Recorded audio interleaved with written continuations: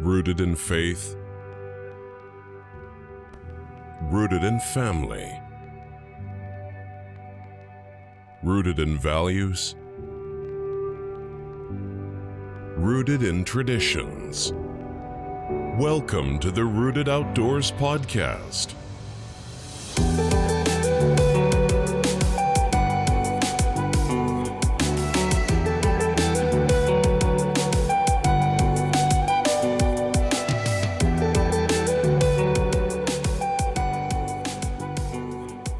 And now your hosts, Corey Bauman and Dave Ashworth. Welcome to another episode of the podcast. I'm by myself tonight. My cohort, Dave Ashworth, is getting ready to head to Yellowstone on a trip. So he's getting ready, packing, doing all that kind of stuff. And I wanted to just jump on tonight and kind of give you a little bit of my story. You know, we talk a lot, Dave and I talk a lot about what currently, or even over the last couple of years, if you've been following along, kind of our hunting journeys, our experiences, but really haven't talked about a lot of our past, growing up hunting, not growing up hunting, all that kind of stuff. Thought I'd take a minute, just not make an hour podcast, but probably, 20, 30 minutes and just kind of give you my background story, my hunting journey up until this point, what I've learned. And even though we talk about a lot of big deer, mature deer on this farm we hunt in Pennsylvania, it hasn't always been like that. And so I think it's important that, it's important, and it's a learning lesson, I think, for anybody that's listening to this, whether you've been hunting for 20 years or 30 years or whatever, or you just got into hunting. Hopefully you'll be able to learn something from my story. So, I did grow up hunting. Dave and I have our stories a little bit different. Dave was introduced to hunting later on in life. I was blessed and lucky enough to have a father that did hunt. And, at a very early age, I was out with him squirrel hunting. I couldn't hunt yet, but he would take me with him, and I remember there being times where we'd go out on a squirrel hunt, and how excited I'd be to just sit there with my dad and possibly he gets a squirrel or a rabbit or, pheasant or whatever. We did a lot of small game hunting. We did some whitetail hunting. As I got older, I get into archery. And actually, since I older, when I was younger, I was into archery. And I remember being out in the backyard, with my dad, and we had a hay bale target set up, and I would shoot at that thing, after school for hours, and weekends. I'd always be shooting. And in fact, there was a time where I put the compound bow down and I started shooting a traditional bow, and instinctively, and if you've ever shot a bow and arrow or ever shot a compound and then tried to shoot it instinctively, it takes a lot of practice. You'd be surprised how good you can get instinctively without pins. That's what that means if you're listening to this. No sight pins. You're judging it instinctively, just like it says. And so I did that for a while. So I did a lot of shooting, a lot of archery shooting, and naturally we got into whitetail hunting with our bows. My dad probably hunted a little bit more with his gun, but he did some archery hunting and kind of introduced me to it. And I remember my first deer, the first deer I ever harvested. And again, whether you've been hunting for a long time or you've just been hunting maybe 3, 4, or 5 years, hopefully you've had an opportunity to harvest a deer. If you haven't yet, I will tell you this: it is one of the things you'll remember forever. You'll remember the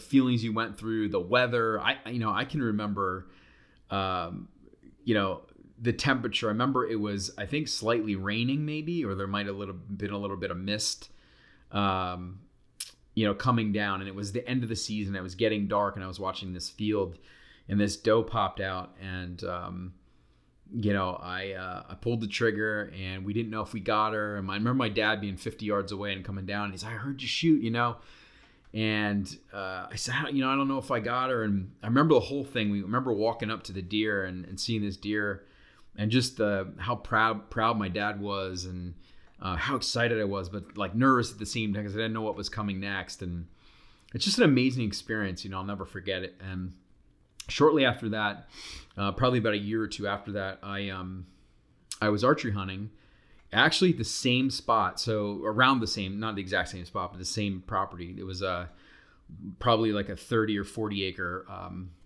private property that we had access to hunt through family that we knew. My grandfather and grandparents lived down the street.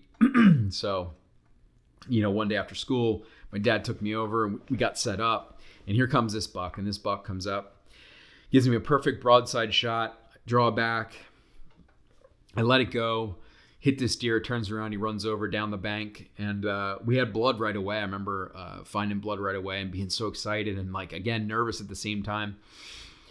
We ended up tracking this deer for 2 days. I remember taking 2 days off of school, which my mom was not happy about, by the way. But we took 2 days off of school because we did the right thing, and that was one of the things my dad taught me is you go until you can't find blood anymore, and then we're going to search for a body. We're going to search for that deer, for that dead deer, even if we don't have blood.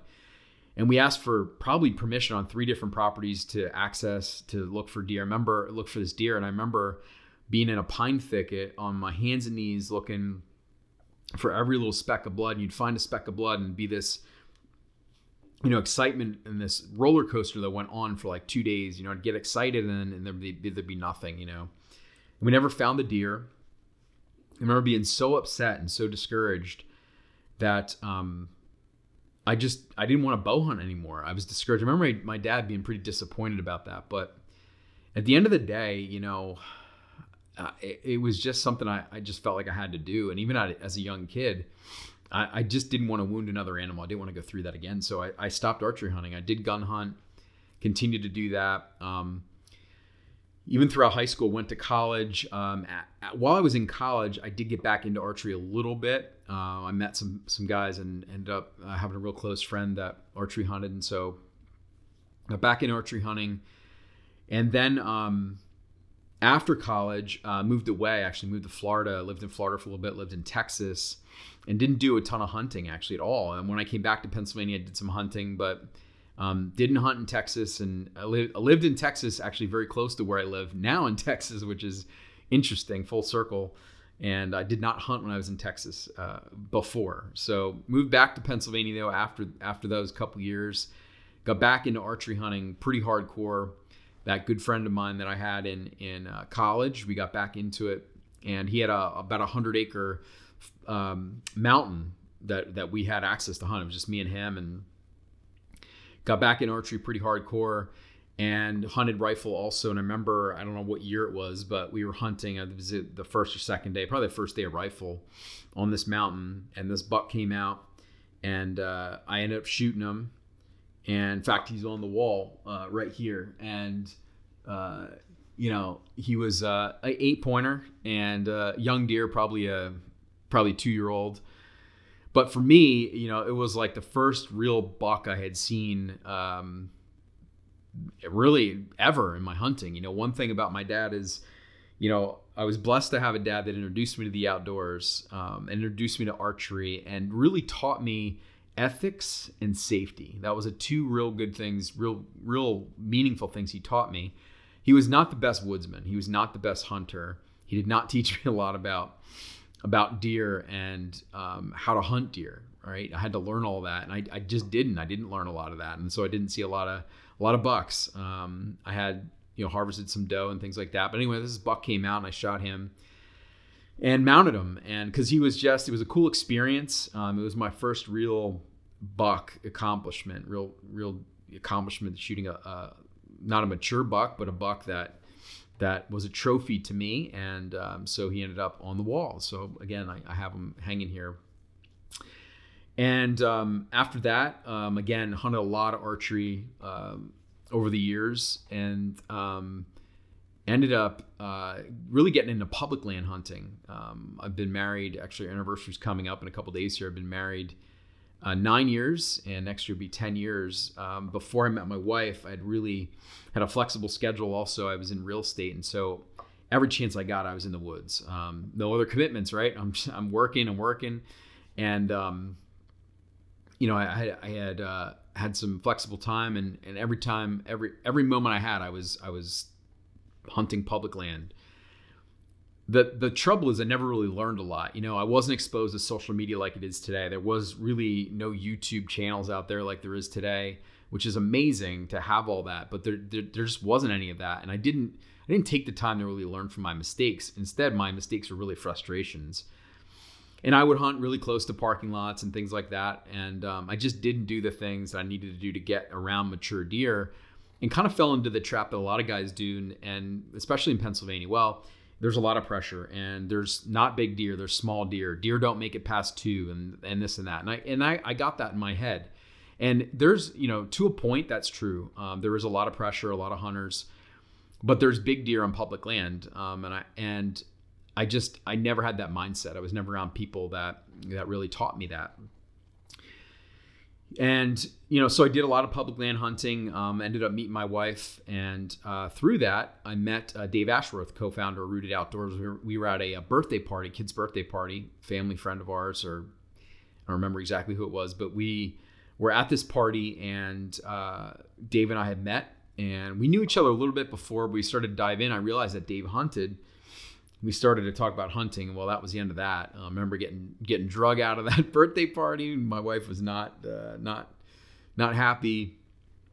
That Dave was probably the only person I talked to that whole time. So I'm a pretty sociable guy, but I was only sociable with Dave that day, as we talked about hunting a lot. And we found out that we had a commonality in wanting to film hunts. Dave had some equipment already and said, "Hey, I'd love for you to come out and film." And I said, "Yeah, that'd be great. I've always wanted to do that. I just never really had anybody to do it with." I have a couple great friends from high school that I actually introduced to hunting, and they just weren't into filming. And so I never had anybody to film with. And so Dave invited me out to one of his properties. And I remember going out there the first time. Dave invited me out, and he's like, "You can film for me." And I said, "Yeah, that'd be great." So we go out, and we head in there first thing in the morning. I've never been on this property before, so I'm just following Dave in, and we go through this swamp, and I step in, and about up to my knee, and it's about 40 degrees out. The water goes in my right boot. We laugh about it to this day, but that was our first hunt. I was not about to tell Dave I'm going back to the truck. So I roughed it. I roughed it that morning, and man, my foot was numb, and luckily it warmed up, but sat in the tree and didn't know what I was doing with the camera. Didn't even know how to focus that thing. I remember us laughing about the film, laughing about the footage that I had shot that day. But it was the one thing we had in common, other than the filming aspect, was that, if you've ever hunted with anybody in a tree, whether you've been filmed or filming somebody or just hunted with a buddy in a tree stand, you've got to be on the same page, and you've got to have the same kind of instincts and things like that, or else it just won't work.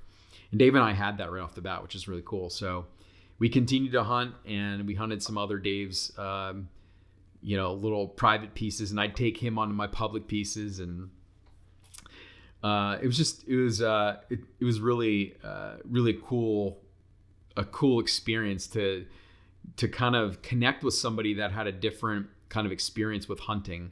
Didn't grow up with it, was introduced to it later in life, and he taught me a lot.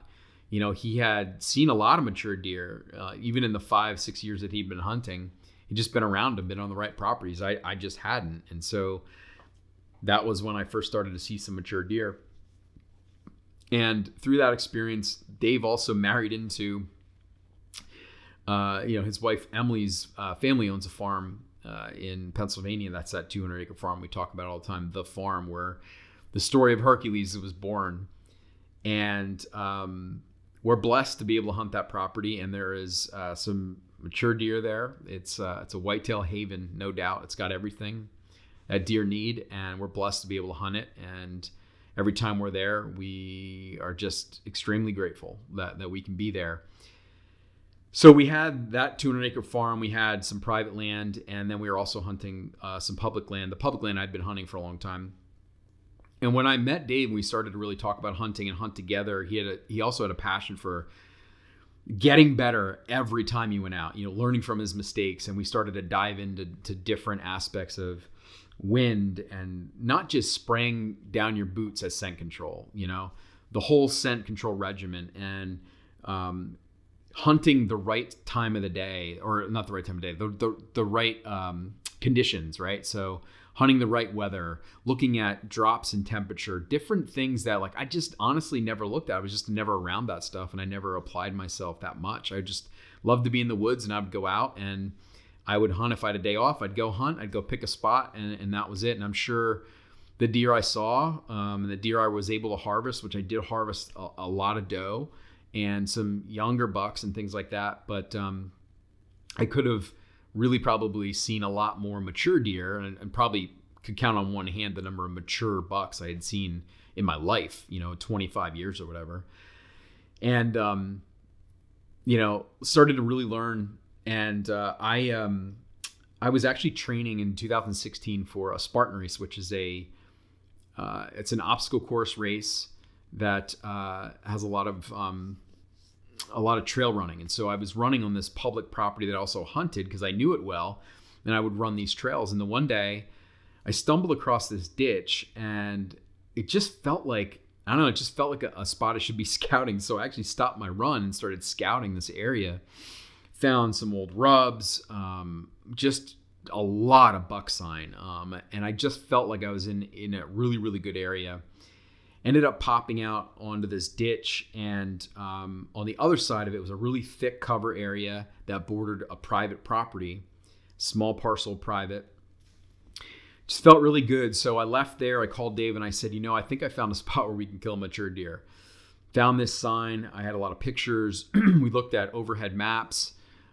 We started using the Onyx map at that time, which we use a lot now. In fact, I'm using it a lot in Texas, getting to know these properties out here. But we used it, and we figured out what wind we would need to be able to get in there, because we knew that in this thick cover there had to be deer bedding, there had to be doe bedding, and that bucks would cruise this area, the outside of this area, along this ditch. If they had the right wind, they would cruise this area. So we looked at it. It was early October. I mean, the season had already started, and probably not the perfect time to be scouting, but nonetheless, found this spot early October, and we looked at it for a few weeks. We waited, and sure enough, October 26th, 2016, we got the wind we needed, and we went in. And our goal was to hunt like a 10 to 2 or a 10 to dark midday hunt. And we wanted to give that a shot. It was really something we hadn't done either. I would always hunted first thing in the morning, and then left and went to lunch, and then came back in the afternoon. Nothing against that, but that midday hunt can be dynamite, especially that time of the year. Pre-rut, bucks are on their feet. Mature bucks are on their feet. A lot of bucks get shot that time of the day. So we went in. We ended up getting in really late, not really late, but later than we wanted to. And we got in about noon, and we sat there for a couple hours. And I remember just fixated on the cover. And if you've ever, you've been in a stand for like an all day sit or even a couple hours, you get fixated on certain things. And you start to turn things into deer. And I kept looking. I remember looking up at Dave, and he was filming some B-roll. And I remember looking back down across this ditch, and I see a buck coming through the thick stuff. And I had to look a couple times, and I'm like, is that a buck? Sure enough, it's a buck. He pops out of the thick cover, and he's gonna head down right along. He had the perfect wind to check this bedding area for does. And I thought, it happened so quick. As soon as I saw him, I didn't know whether he was coming across the ditch or he was gonna turn. Well, he got to the edge and he turned. And as he turned, I stood up, and I remember saying to Dave, deer. And, it happened so quick. I looked up and I saw, if he's not crossing the creek, I have one spot where I have an opening, small opening. So I drew back, and sure enough, he wasn't coming across the creek. He heads down, he gets into my opening, and I let it fly. And I hit him. He turned, ran across the ditch and back behind us into some thick cover. And he stood there for a little bit, and then he laid down. And we didn't know. We thought we saw him expire, but we weren't sure. And so we got down. We followed blood just like, and I would encourage anybody to, even if you see a deer that you think went down, follow the blood anyway, because, you just never know. So we followed the blood. He did end up expiring 50 yards behind the tree. And it was just such a cool experience the first time Dave and I were in the tree together, and filmed it. And in fact, still working on putting a film together on that deer. We're going to do something really cool with it. We have the footage yet, and we are going to put something really cool together hopefully this year. but it was just really cool. And then I went on a run. Well, I'd say it was a run. It was another year. The year after that so 2017, we were on a private piece. The very first day of the season, very first time we ever hunted the spot, which again, first time in is the best time. I guarantee it. Ended up shooting another buck, really nice buck. The one that I shot in public land in 2016, I have on the wall here also. So I have the rifle deer I shot, right after college. He's on the wall here. And then I have the public land deer that's on the wall here. And I think, people say, well, why do you put a deer on the wall? And I think for me, it's every time I look at that deer, I go back to that day and I go back to that memory, and it was such an incredible experience. And the year after, I also have on the wall, also a really great buck. I'm the first one to tell you, I'm not one really to put a tape on a deer. I mean, we'll all sit here and love to guess how big a deer is. Oh, that deer's 150 or he's 130. Now that I've been seeing some mature deer, and I kind of know just from people we've met and guys I've talked to, a 150 is a giant deer. That's a giant deer. A 130 is a big deer. I think the deer I have on the wall from PA, we did like a rough score on, and I think he came out to like 122 or something like that. So he's 122, and it's a great deer. It's a 122 10-pointer with a sticker out the front. So, a 130, 140 is a big deer. I didn't score the one I shot in 2017, but just a great deer. And just blessed to have those deer. 2018 we moved to Texas, and it was a different year. I was learning a whole different year. We did hunt in Pennsylvania for a week, but we didn't have the weather that we needed, and just conditions weren't right. And I didn't shoot a deer last year, but I'm okay with that because I had a good time. I learned a new area. Now I'm in Texas, and I had this opportunity to hunt this place this year that I got drawn for, called the Hagerman. And if you've been following along, we have a Hagerman journal on our YouTube page, and you can follow along there on my journey at the Hagerman. But it's I don't know how many acres, honestly. The whole property, there might be 80 guys that are going to hunt this over a 3-day period, and there might be 11,000 acres. I mean, it's enormous. And it's also a protected area, so it's a national refuge. It gets hunted. They do a draw hunt 3 weekends each year. So there's 9 days total that this property gets hunted every year in November. And they rotate the management units and things like that. So just a really cool experience. And again, really just having to learn how to read terrain, go into different areas and read sign, and look at things that maybe the average guy wouldn't look at. And it's just been a really cool experience. So I continue to learn. This year has been just learning this property has been just the biggest challenge I've had so far yet as a whitetail hunter. And for me, somebody said to me the other day, or asked me the other day, what's going to be the most exciting thing for you at the Hagerman? And I said, honestly, if I put in the work and I have 3-4 really good spots that I feel like I have as options, and I get in that tree stand that first day, and I feel like I put the work in, that'll be the most rewarding piece. Now, sure, do I want to harvest a giant deer in the Hagerman? I mean, I believe there was a 9-year-old deer shot in there a couple years ago. The deer just get old in there. They don't get pressure. They don't get hunted much, and there's some giant deer in there. And so, hopefully, God will bless me with at least an encounter or two with one or two, or whatever's in store. But if not, I'll know that I put the work in, and that's the thing for me that's going to mean everything.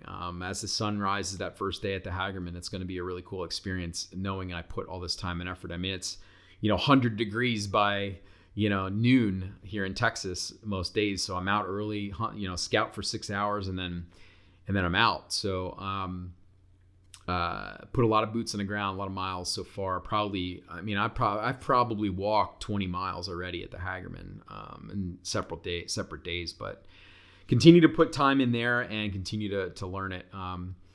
The journey with Rooted Outdoors, we're starting to fine tune that a little bit. We know that we want We want to do some speaking this year. We did one last year. We have a presentation called Pursuing the One. It's actually related to the story of Hercules, and we feel like that's a powerful story. It can teach people a lot of things, and we're looking for more of those this year. So if you or you know somebody else that has an event coming up this fall or next year that you're looking for a keynote speaker, Dave and I would love to talk to you about that. So please reach out to us. We're going to continue to do youth hunts, turkey hunts, things like that. Reach out to us. We really appreciate all the support that you all are giving us.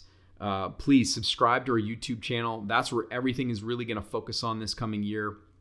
Everything's going to be really on YouTube, Facebook, Instagram for social media stuff, but like YouTube is really going to be the place we're going to put our videos. Our podcasts are there. So subscribe so you get the notifications and share it. Please share it. We love to connect with you guys and hear about your whitetail seasons coming up.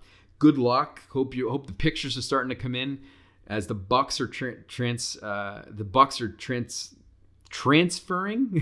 The bucks are transferring over to their fall ranges, and hopefully they're going to be on your property this fall. And share your pictures, share your successes, and share your challenges. That's what we're here for. That's the Rooted Outdoors community here that we're trying to build. Good luck to everyone out there. Thanks for listening, and thanks for following along.